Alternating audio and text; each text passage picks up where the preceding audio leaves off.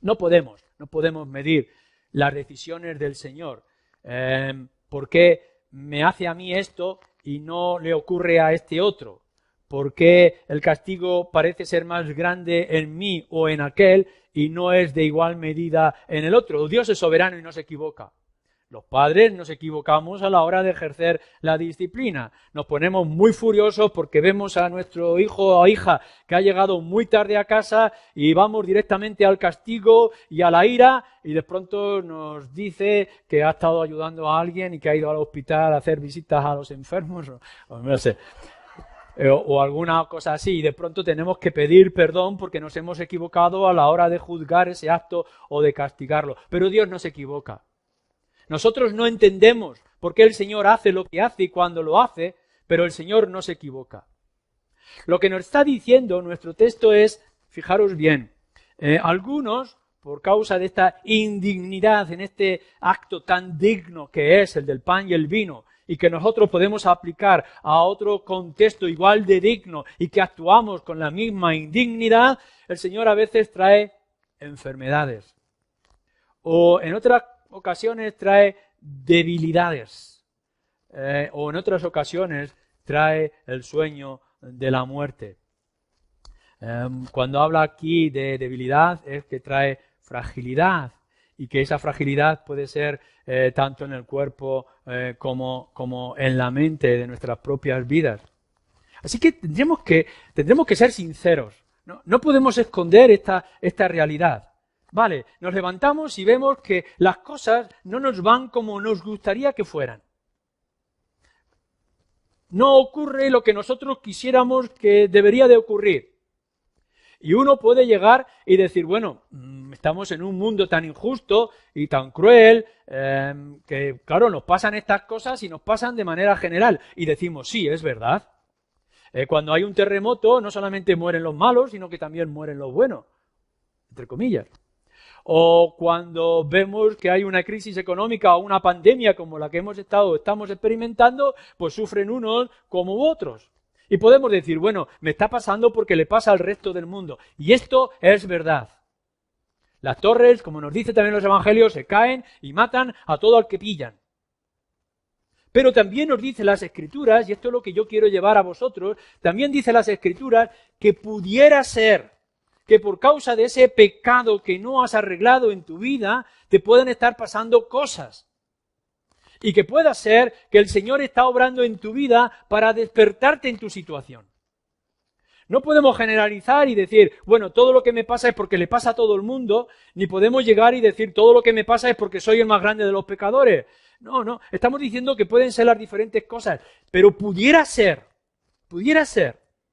que a lo mejor no estás haciendo la manera adecuada en tu vida o que no estás eliminando esa influencia pecaminosa de tu corazón o de tu mente, que no estás ordenando tus pensamientos o tu comportamiento para con los demás y por tanto te pueda pasar lo que te pasa.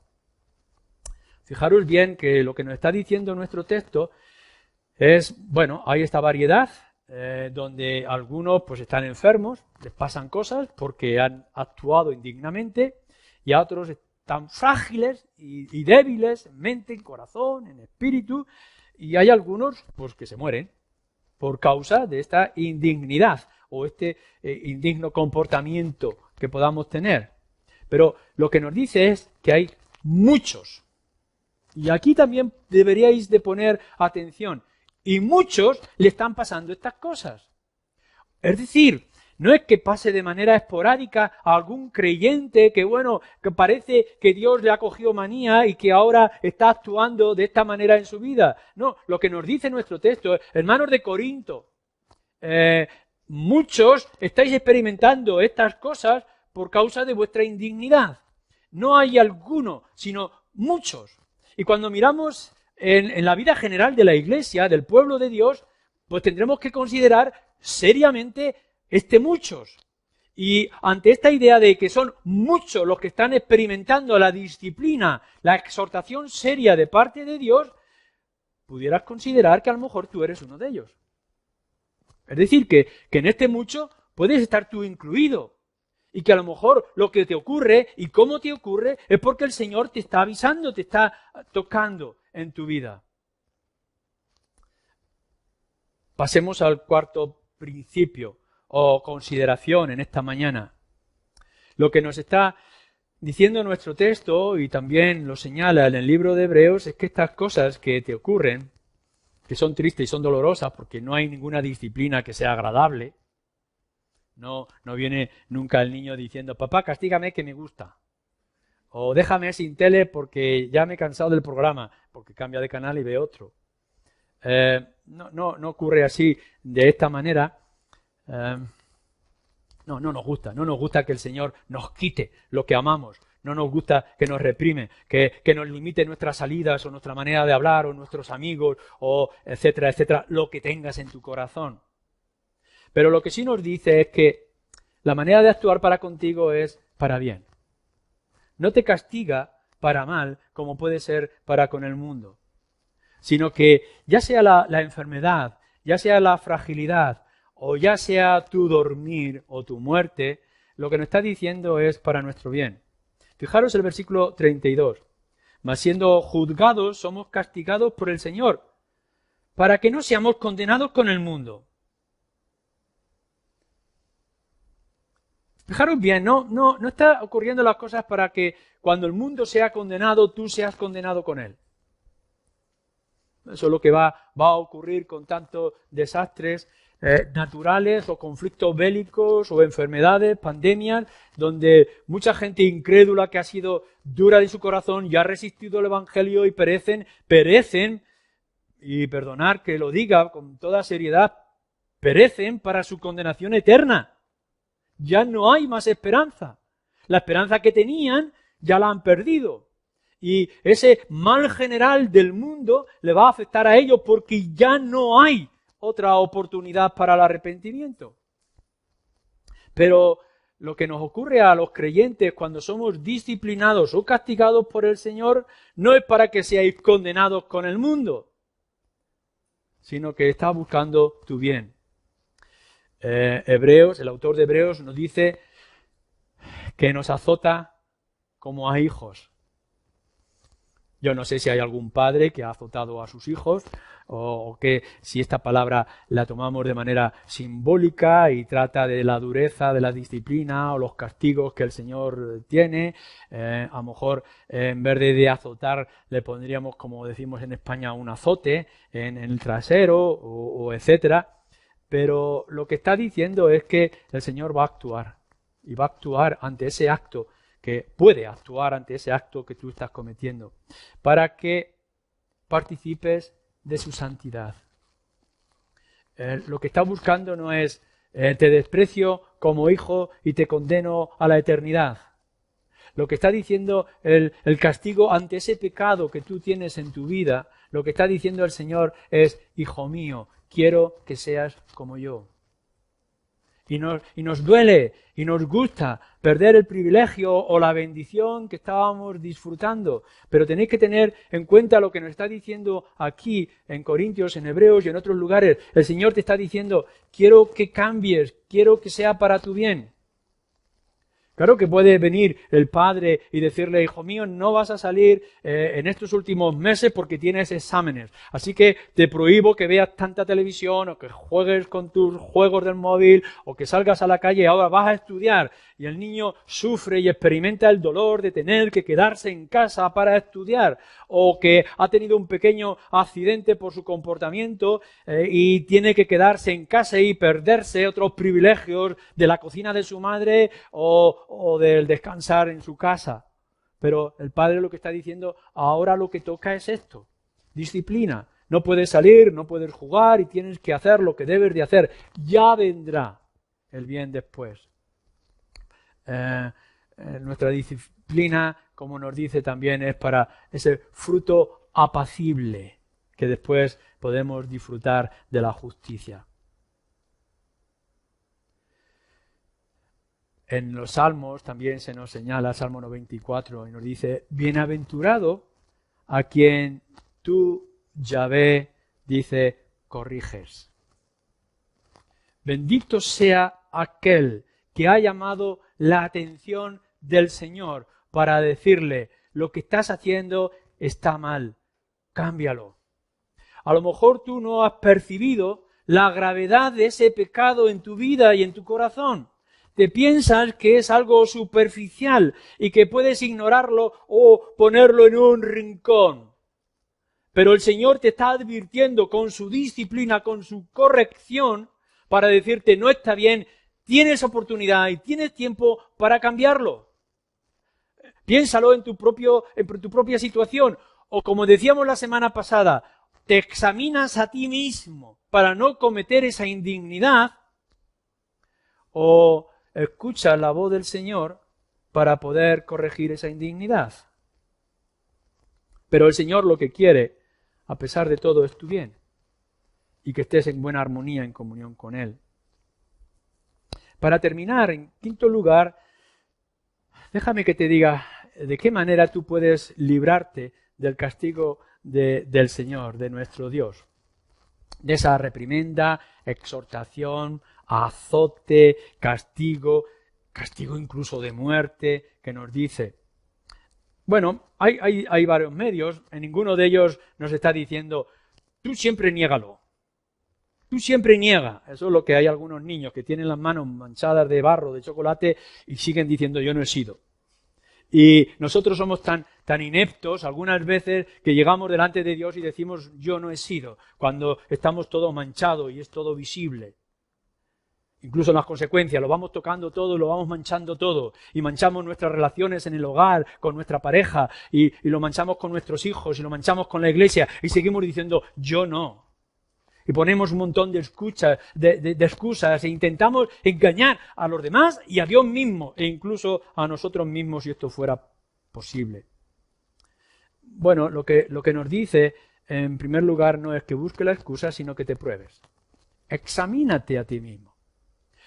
No hay ningún tipo de pérdida de tiempo o de esfuerzo que dedique cada día a escudriñar bien qué es lo que estás haciendo y cómo lo estás haciendo y qué actitud tienes a la hora de hacer esas cosas.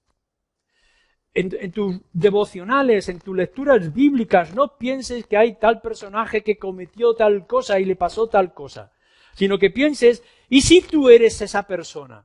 ¿Y si el Espíritu te está hablando a ti en este caso? ¿Y si resulta que eres tú el que está haciendo ese daño? Pruébate. Y si las cosas que están ocurriendo a lo mejor son porque te has alejado demasiado del Señor, o que has perdido tu calor espiritual de estar con Cristo, vigila tu corazón, vigila tus pensamientos. ¿Qué es lo que sientes y por qué lo sientes? ¿Qué lecturas haces? ¿Con qué amigos te codeas? ¿Cuáles son las motivaciones por las cuales haces las cosas que haces? ¿Y cuáles son esas acciones que intentas esconder o disimular o excusar? Incluso que lo hagas antes de llegar a cometer el pecado. Que lo hagas en el momento que crees que estás cometiendo ese pecado. Y que lo hagas después de haber cometido el pecado. No esperes a que no debería haber hecho lo que he hecho, pero vamos a esperar a ver que no me pillen. No, si has hecho lo que has hecho, arréglalo. No esperes a que venga el Padre con el azote. No esperes que venga Dios a castigarte o a enseñarte que has hecho mal. Si ves que has hecho mal, corre a arreglarlo delante de aquel que ha sido ofendido. Corre a arreglarlo delante de Dios. Antes. Pero si no es posible, después de haberlo descubierto. No encubras, no excuses tu pecado. El disimulo o la difuminación, difuminar el pecado no vale delante de Dios. Es que todos los niños en el cole lo hacen. Los hacen mis amigos y sus papás no lo castigan. Y el niño viene con esa inocencia pecaminosa y diciendo, como mis amigos lo hacen, yo también lo hago. Y como sus padres no castigan, espero que mis padres no me castiguen. No lo puedes disimular, no lo puedes difuminar, no puedes decir que es algo general. Claro, hoy en día la inmoralidad y la pornografía, la codicia económica, eso está extendido por todas partes, pero porque sea tan general, eso no quita la gravedad del pecado. y del pecado si tú como creyente estás cometiendo en alguna medida. Así que no intentes encubrirlo o excusarlo. Simplemente ven en humildad delante de Dios y dice, esto es lo que hay, Señor, perdóname, ten de mí misericordia. Pide perdón, pide perdón, pide perdón. Pero ese perdón no es con los dedos cruzados para decir en cuanto me escape seguiré siendo el mismo. Arrepiéntete de verdad. Transforma tu corazón y tu manera de pensar. Pide perdón al Dios que has ofendido en primer lugar. Y pide perdón a aquel que piensas que has ofendido en tu familia, tu esposa, tu esposo, con tu comportamiento o actitud, con tus hijos, con tus compañeros de trabajo, en la calle, en la iglesia, etc. Si lo ves y te duele y lo quieres cambiar, pide perdón.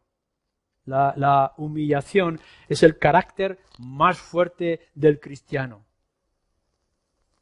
O uno de los caracteres más fuertes del cristiano.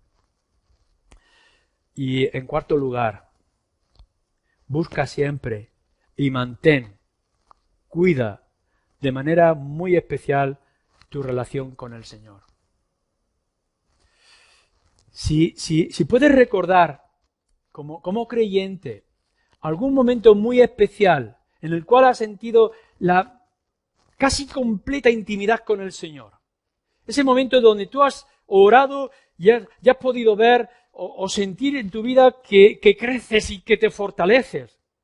Si piensas en algún momento de alguna circunstancia, aparte de tu propia conversión, en esos momentos que por la lectura, la oración y la relación con el Señor te has sentido muy fuerte y ya no lo tienes, búscalo.